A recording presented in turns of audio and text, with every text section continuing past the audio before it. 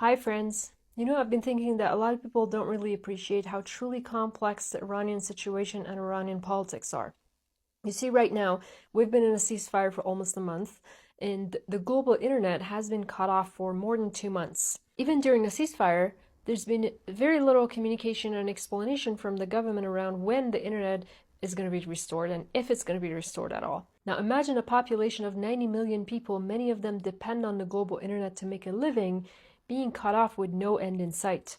A lot of people are unable to make a living right now because a combination of internet cutoff, bombing of industrial sites, and probably other factors related to the war has triggered a wave of mass layoffs. Now, the government, instead of managing this crisis of unemployment properly, is allowing the private sector, which in Iran is controlled by an unaccountable and shadowy oligarch class, to basically price gouge as they wish, to double and triple the prices of some necessities, despite there being no real shortage of goods and commodities, and Trump's blockade being nothing but a show.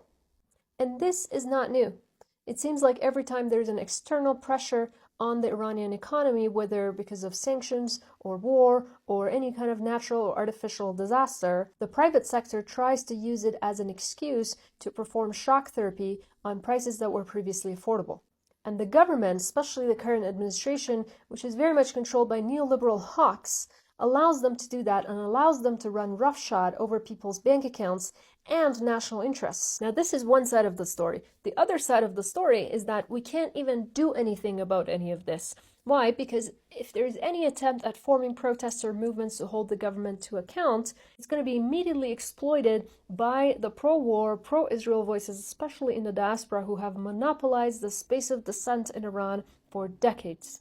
They ride the waves of real grievances of Iranians and funnel them toward their own agenda of sanctions, war, and regime change from above. This is exactly what happened in January, where there were real economic grievances being protested by everyday people until the clown prince, who's basically an Israeli stooge at this point, called on his supporters to storm police stations, saying that help is on the way. Everything that has happened since has been in the service of making our people poorer, making our society more divided, bringing more suffering to our economy and to our people, and bringing war, sanctions, and just more destruction and devastation to our country. Why can't Iranians be allowed to form our movements for justice and accountability in peace, just like every other nation? Why should every grievance be tied to regime change? Why should our protest movements be infiltrated by US and Israel and their stooges? Let me tell you something. I worked for many years as a tenant advocate in Canada, where there's a major housing and homelessness crisis.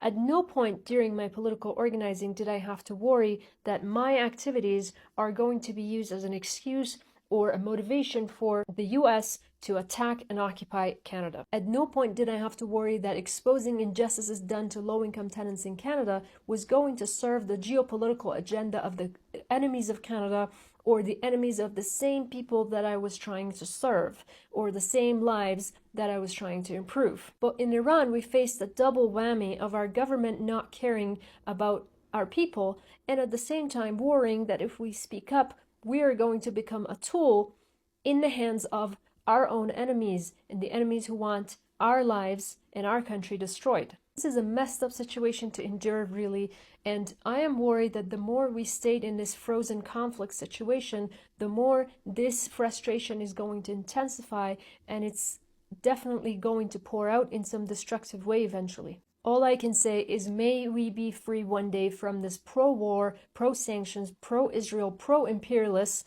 diaspora. No one here needs to be saved by those who don't care about the destruction of our lives and our beautiful country. So please, free Iran from this anti-Iran diaspora, and let us deal with our domestic problems in peace. We don't need saviors.